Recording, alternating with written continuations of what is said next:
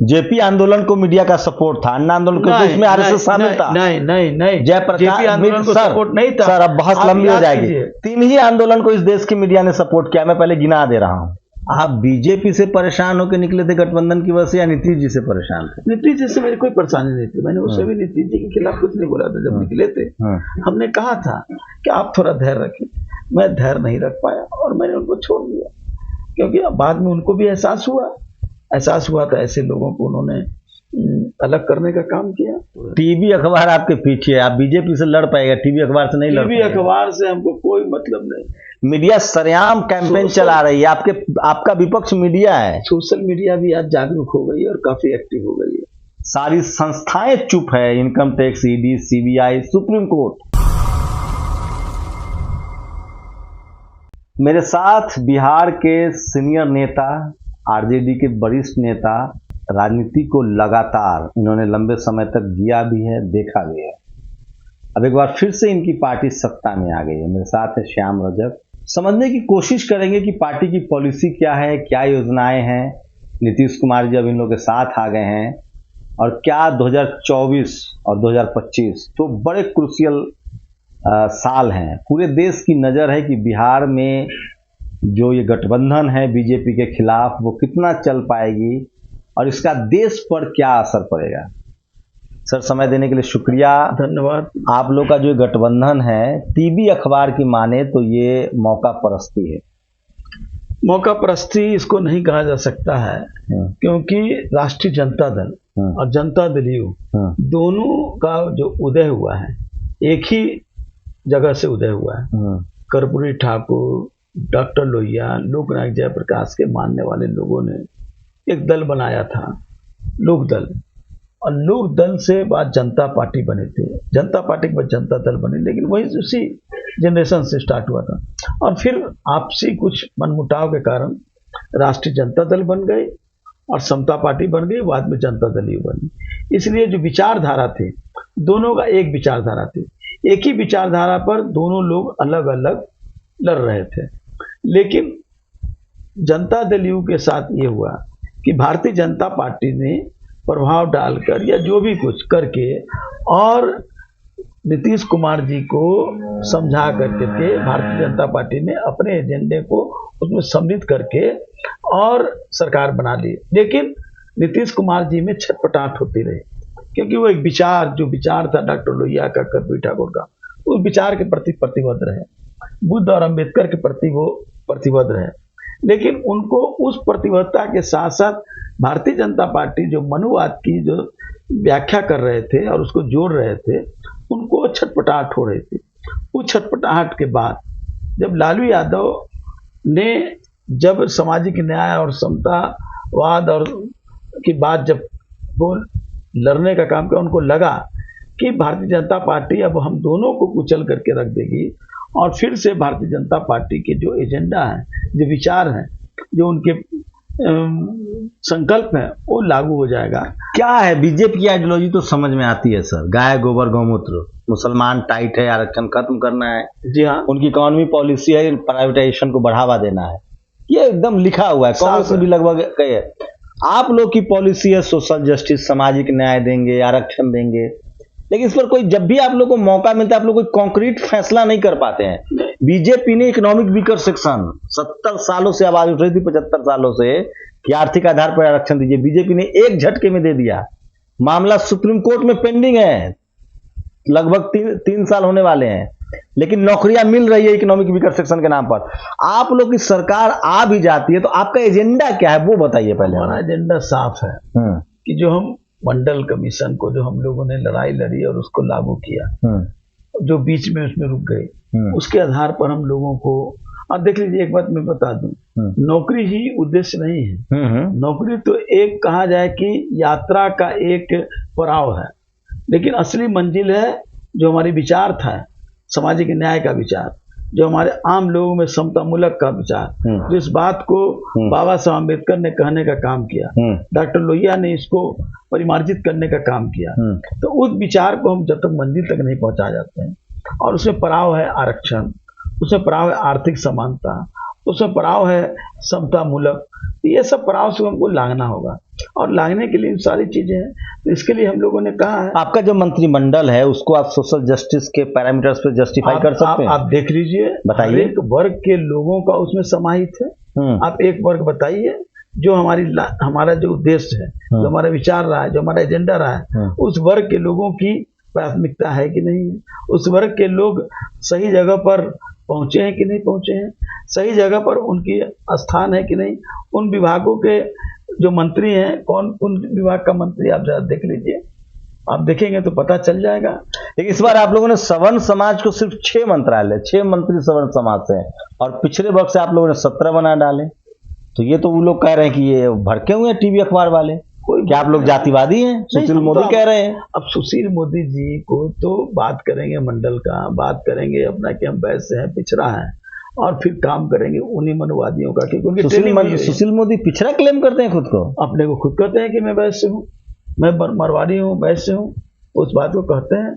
और नरेंद्र मोदी जब इस बात को कहता है तो इस सुशील मोदी वो छोटी चीज है, तो बराबर अपने को वैसे की बात करते हैं। तो ये चीज है, लेकिन सवाल है कि हमने जो दिया है उनकी आबादी के आधार पर, उससे ज्यादा दे दिया है उनको, और हमने भी अपनी आबादी के आधार पर लिया है। देखिए, आप एकदम साफ साफ बताइए, बीजेपी के पास 2 एजेंडा है जिस पर वो काम कर रही है। एक एजेंडा वो बता दिया था, नीतीश जी के सामने भी वो मुसीबत थी, नीतीश जी क्यों भागे हम लोग भी जानते हैं। 2 पिछड़ा डिप्टी सीएम था नीतीश जी के साथ, मतलब पिछड़ों पर बीजेपी पकड़ बना रही है, पहला। दूसरा, हिंदू के नाम पर सवर्ण समाज उसके साथ है। इन दोनों की काट है आपके पास? काट है, आप देख लीजिए मंत्रिमंडल का जो स्वरूप है उससे नहीं है। हम अपने मंत्रिमंडल के स्वरूप से ही हम कोई सिद्धांत को अपने सफलता नहीं प्राप्त कर सकते। हम अपने विचारों का, हम अपने एजेंडा का और अपने कार्य योजना के माध्यम से, नल जल योजना क्या है, किन लोगों के लिए है, उससे किसको फायदा होगा, हमारी गांव तक सड़क किसको फायदा होगा, घर से घर तक सड़क किसको फायदा होगा, हर घर को बिजली किसको फायदा होगा। जो इस राज्य में 70 से 80% लोग जो गांव के दक्षिण इलाके में रहते थे और रहते भी हैं, जिनके पास सूरज की रोशनी भी नहीं पहुंच पाती थी, ऐसे लोगों के लिए अगर नल जल योजना हो, घर घर बिजली हो, घर तक सड़क हो, जो कादो कीचड़ से चल करके आते थे और एनएच सड़क पर आते थे, एनएच सड़क जो बड़े लोग जो चलते थे, ऐसे सड़क जो स्टेट हाईवे के सड़क थे उस पर लोग बड़े चलते थे, लेकिन वो चलते थे तो कादो कीचड़ से निकल करके आते थे। तो उनके कादो कीचड़ को खत्म करने का, ताकि, और ये रोड बनाना, उनके अंदर स्वावलंबन जगाना, उनके अंदर स्वाभिमान को जगाना। जो स्वाभिमान उनका बूझ चुका था, जो अपने आप को कुंठित हो रहे थे, उनको भी लगता है कि हम उस पक्के सड़क पर चल रहे हैं। ये कल्पना, लालू यादव के दौर की वापसी होगी। नीतीश उसी दौर के हैं, लालू, रामविलास, नीतीश, शरद यादव की एक चौकड़ी हुआ करती थी, उसमें आप भी, श्याम रजक जी थे, तमाम लोग थे। उस दौर को वापस ला पाएंगे आप लोग? लालू यादव जी का दौर और उस समय के दौर में और उसको विस्तारित करके उसको लाने का काम करेंगे। क्या था? गरीबों के जुबान देना, और हम लोगों ने जुबान देने का काम किया था। लेकिन जुबान के साथ साथ अब उनकी पेट का सवाल है। जब वो जग गए, आवाज बुलंद करने लगे, तो उनको आर्थिक समानता की बात आने लगी। हमको आर्थिक जब तक मजबूती नहीं मिलेगी, हमको पेट में अन्न नहीं मिलेगा, तो सिर्फ सामाजिक न्याय की बात कर करके हम लड़ाई को नहीं जीत सकते। आरक्षण लागू होगा, इंप्लीमेंट करेंगे आप लोग, बैकलॉग करेंगे? निश्चित रूप से करेंगे। तमिलनाडु में पेरियार के मानने वाले की सरकार, उन्होंने इकोनॉमिक वीकर सेक्शन रिजर्वेशन को लागू करने से मना कर दिया है कि हम सवर्ण समाज को आर्थिक आधार वाला आरक्षण नहीं देंगे। हमारा कहना है कि पहले है आप लोगों में गट्स? एकदम है, लेकिन पहले हम अपनी जो बैकलॉग है, बैकलॉग कौन लोगों का है, मैक्सिमम उसमें शेड्यूल ट्राइब और बैकवर्ड लोगों का है, वो बैकलॉग हम भरेंगे। ये हम उस पर हम लोग काम भी कर रहे हैं, उस हमारी सरकार काम कर रही है।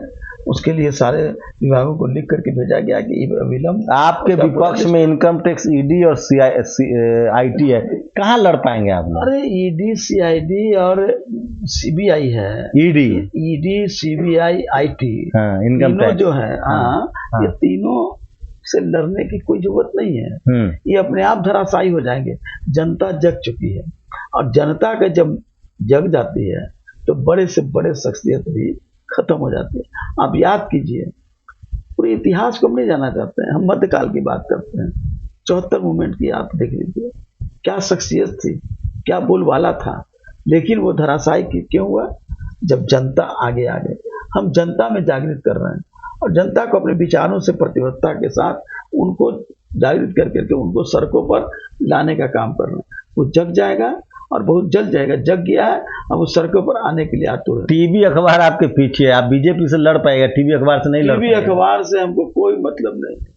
टीवी अखबार अपने चलाते रहे, लोग टीवी को देखना भी लोग बेकार समझ जाएंगे धीरे धीरे। आप देखिएगा टीवी वाले लोग के सामने, जो हर टीवी की बात नहीं करता हूँ, जो लोग मनुवाद की व्याख्या करते हैं, मनुवाद की जो पोषण करते हैं, ऐसे लोगों को जनता अब समझ चुकी है। अब वो लोग इंजॉय करते हैं, उससे लोग कुंठित नहीं होते हैं, इंजॉय करते हैं उनके न्यूज को देख करके। इसलिए हमको उनसे कोई चिंता नहीं है। हाँ, रोड़ा है, उस रोड़ा को हम हटाने में लगे हुए हैं। देश में जिनकी सरकार है दर्जनों राज्य में, जो 10 साल अब प्रधानमंत्री की कुर्सी पर है, उनसे लड़ जाएंगे आप लोग? आप देख लीजिए, देश में जो तमाम जो समाजवादी विचारधारा के लोग जो सरकार है, उनके अंदर धीरे धीरे कुंठा जग रही थी और धीरे धीरे अपने आप को हतोत्साहित हो रहे थे। बिहार में जो एक नया प्रयोग हुआ, इस प्रयोग के बाद उनके सामने एक दृष्टि मिली, एक दिशा मिला है। और निश्चित रूप से मैं कह रहा हूँ, बहुत कम समय में आप देखेंगे कि देश में एक माहौल बनेगा, और देश में माहौल बनेगा तो सब मिल करके ऐसे जो लोग हैं। आप जो निकले थे नीतीश जी के साथ से, आप मंत्री थे, आप बीजेपी से परेशान होकर निकले थे गठबंधन की वजह से, या नीतीश जी से परेशान थे? नीतीश जी से मेरी कोई परेशानी नहीं थी। मैंने उससे भी नीतीश जी के खिलाफ कुछ नहीं बोला था। जब निकले थे हमने कहा था कि कुछ ब्यूरोक्रेट जो हैं, जो मनुवाद के स्थापित लोग हैं, उसके कारण अब कुछ नीतीश जी के साथ जो लोग थे, जो अब बाद में निकल दिए गए, खुद निकल गए, निकालना नहीं पड़ा, खुद निकल गए। तो ऐसे लोगों के कारण नीतीश जी की घेराबंदी करके वो अपने एजेंडा को लागू कराना चाहते थे, और जो उनके विचारों के प्रतिपत्ति हमारे जैसे लोग, उनको प्रताड़ना करने का काम करते थे। मैं उस प्रताड़ना को सहने की कैपेसिटी नहीं थी। हालांकि नीतीश जी ने बार बार कहते थे कि आप थोड़ा धैर्य रखें, मैं धैर्य नहीं रख पाया और मैंने उनको छोड़ दिया, क्योंकि अब बाद में उनको भी एहसास हुआ था ऐसे लोगों को उन्होंने अलग करने का काम किया। कह रहे कि श्याम रजक की अब आगे क्या भूमिका होगी? श्याम रजक की भूमिका होगी, आप लोग सत्ताधारी दल हैं। सत्ता एक माध्यम है, मैं बता दूं, सत्ता मंजिल नहीं है, सत्ता माध्यम है। सत्ता के माध्यम से आप अपने एजेंडे को आगे कर सकते हैं, अपने विचारों को और प्रचारित करके कि लोगों तक लागे का नाम कर सकते हैं। सत्ता अगर हम मंजिल मान लेंगे तो कुछ भी हम नहीं कर सकते। 2 साल से आप तेजस्वी यादव के साथ काम कर रहे हैं, आप हर प्रेस कॉन्फ्रेंस में, उनकी रैली में ठीक उनके राइट साइड या लेफ्ट साइड दिखते हैं। आप संतुष्ट हैं? उम्मीद दिख रही है, लड़ पाएंगे वो? लड़ने की कैपेसिटी है उनको, लड़ने की चाहत भी है। कुछ और सुधार करने की जरूरत है, सुधार कर रहे हैं, वो चीजों को समझ रहे हैं, लेकिन बहुत सी चीजों को समझ करके भी उसको थोड़ा इग्नोर कर रहे हैं। लेकिन वो हमको पूरा विश्वास है कि वो अब परिपक्व हो गए हैं, और परिपक्वता के साथ उनके दिमाग में साफ है कि क्या मुझको करना है, और उस बात को तैयार है, उसको कर रहे हैं। और मुझे उम्मीद है कि नीतीश कुमार और तेजस्वी जी की जो जोड़ी बनी है, ये दोनों मिलकर के, और हमारे जैसे लोग कई लोग हैं, एक हम ही नहीं है, बहुत से लोग का उनको बैक सपोर्ट है, और इस सपोर्ट के माध्यम से लड़ाई हम जीतेंगे निश्चित रूप से, इसमें कहीं दो राय नहीं। मेरे साथ श्याम रजक थे। मैं फिर अपना आकलन बता रहा हूँ, पिछले 3 दिनों से पटना में हूँ, टीवी अखबार रोज देखता हूँ, पढ़ता हूँ, एनालिसिस देखता हूँ। बिहार के लोगों से जो मैं बात कर रहा हूँ, लोग खुश हैं, लेकिन आरजेडी और नीतीश कुमार का जो विपक्ष जो है वो बीजेपी नहीं है। जनता उनके साथ है, विपक्ष में ताकत नहीं है, लड़ना इनको टीवी और अखबार से है, जिससे जीतना बहुत मुश्किल काम है। देखते हैं ये जीत पाते हैं या नहीं। कुछ कहना चाह रहे हैं? मुश्किल नहीं है, मैं कह रहा हूं कि लंबी लड़ाई है, मुश्किल नहीं है। हम जब ये कुछ नहीं है, ये मीडिया की जो बात आप कर रहे हैं, ये सर मनमोहन सिंह हार गए थे मीडिया से। मनमोहन सिंह हार सकते हैं, जेपी नहीं हारे थे, जेपी नहीं हारे थे, आप जान लीजिए। नहीं सर, जेपी आंदोलन को मीडिया का सपोर्ट था, अन्ना आंदोलन को तो इसमें आरएसएस शामिल था। नहीं, जयप्रकाश आंदोलन को सपोर्ट नहीं था। सर अब बहुत लंबी हो जाएगी। 3 ही आंदोलन को इस देश की मीडिया ने सपोर्ट किया, मैं पहले गिना दे रहा हूँ। 3 आंदोलन को हम लोग इस देश, सुन तो लीजिए सर, मैं उसके बाद आप मुझे कहिएगा, 3 आंदोलन को मीडिया ने सपोर्ट किया और तीनों आंदोलन सफल रहा है, जिसमें से एक फ्लॉप भी हुआ है। इंदिरा गांधी के खिलाफ इमरजेंसी में आंदोलन, उसमें आरएसएस शामिल था, मीडिया उसके खिलाफ थी, इंदिरा के खिलाफ थी। मंडल कमीशन लागू हुआ, मीडिया सवर्णों के साथ थी, लेकिन मंडल कमीशन लागू हो गया। यही 3 आंदोलन, और तीसरा आंदोलन अन्ना का आंदोलन है, जिसमें मीडिया शामिल थी आरएसएस की वजह से। आप लोग के साथ आरएसएस नहीं है, मीडिया से लड़ना बहुत मुश्किल है सर। मेरी राय तो आरएसएस के खिलाफ है। और मीडिया की जो बात आप कर रहे हैं, आपने कहा कि 74 में मीडिया आप लोग के साथ थी। हाँ, आंदोलन के साथ थी, क्योंकि आरएसएस उसमें था। हम लोग मीडिया का कोई लोग उसमें छापता नहीं था, न कहीं दिखलाता था। हम लोग अपने से छाप करके लिख करके और ऑफसेट प्रिंटिंग पर निकालते थे पेपर, और रोड पर हम लोग बेचते थे। तो अब तो हर घर में टीवी है, हर हाथ में मोबाइल है, मीडिया सरेआम कैंपेन चला रही है। आपका विपक्ष मीडिया है। सोशल मीडिया भी आज जागरूक हो गई है और काफी एक्टिव हो गई है। सोशल मीडिया भी एक्टिव हो गई है, और इन लोगों को परेशानी सोशल मीडिया से होगी। देखिए, यूट्यूब के 200 को बंद कर दिया, उससे नहीं घबराना है। हम लोग घबराने वाले लोग नहीं हैं, हम लोग एंजॉय करने वाले लोग हैं समस्याओं से। जितनी ज्यादा परेशान करेंगे, उतना ज्यादा निखर कर करके हम आगे निकलेंगे। कहा गया है ना कि सोना को जितना रगड़िए उतना ज्यादा चमकेगा।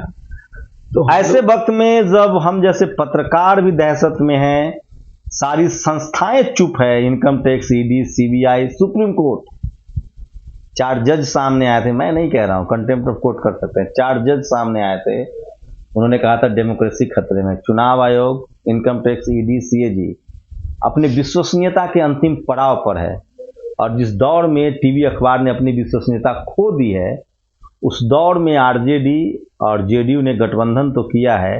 उम्मीदें बहुत हैं लोगों से, लेकिन देखना है 2022 और 2024 और 2025 की लड़ाई है सामने। देखना है कि परसेप्शन की लड़ाई में मीडिया से ये कैसे जीत पाते हैं। हम लोग लगातार बातचीत करते रहेंगे, आपको अपडेट देते रहेंगे। आपकी प्रतिक्रिया बहुत जरूरी है। क्या आरजेडी जेडीयू गठबंधन मीडिया से जीत पाएगी? आप लोग की क्या राय है? शुक्रिया सर। धन्यवाद।